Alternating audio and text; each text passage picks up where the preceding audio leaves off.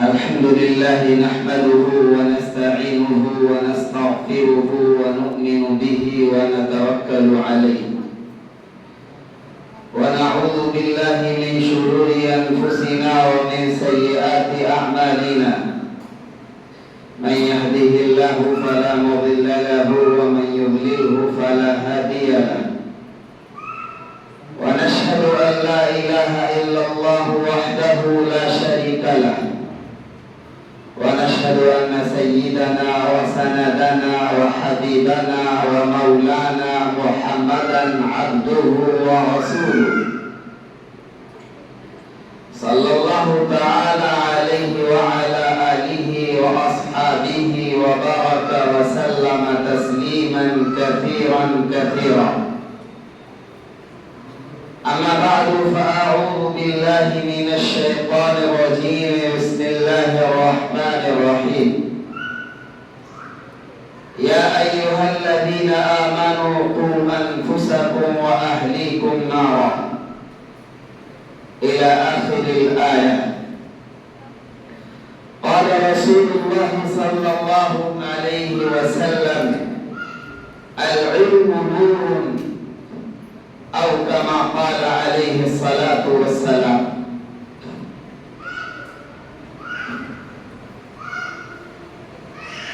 گلشن علمی میں تشریف فرما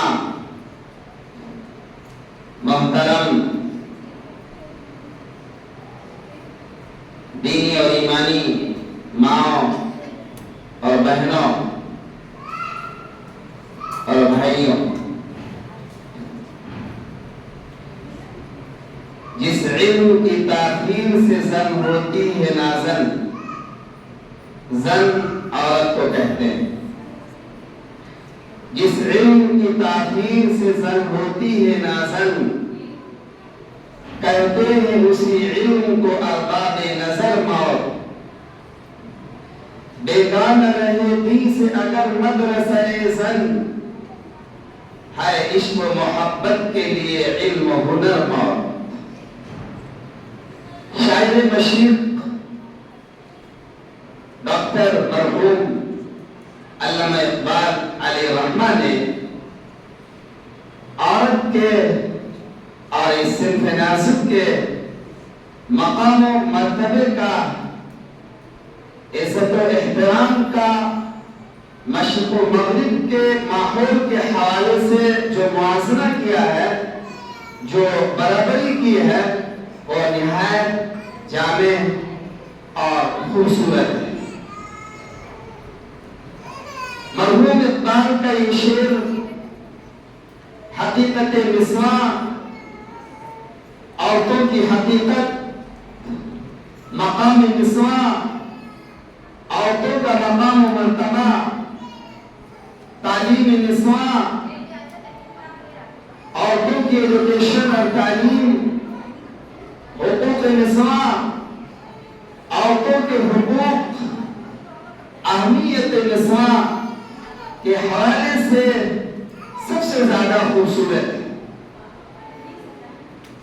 ڈاکٹر مرحوم علامہ اقبال علیہ الرحمہ یہیں پر نہیں رکتے ہیں، بلکہ آگے اور کہتے ہیں کہ وجود زن سے ہے تصویر کائنات میں رنگ، اسی کے ساتھ سے زندگی کا سوز دروں. اس میں کوئی شک نہیں کہ تعلیم نسواں کے بغیر، عورتوں کی تعلیم کے بغیر ترقی نسواں ممکن نہیں، عورتوں کی ترقی ممکن نہیں. علامہ اقبال علیہ الرحمہ عظمت نسواں کے، عورتوں کے مقام و مرتبے کے بہت بڑے حامی تھے. ان کے نزدیک عورتیں حقیقی معنوں میں اگر اپنی عظمت و رفعت اور مقام و مرتبے کو قائم رکھیں گی تو بلند مقام و مرتبے کے حامل ہوں گی. مذہب اسلام جو نبی اکرم احمد مصطفیٰ محمد مصطفیٰ صلی اللہ علیہ وسلم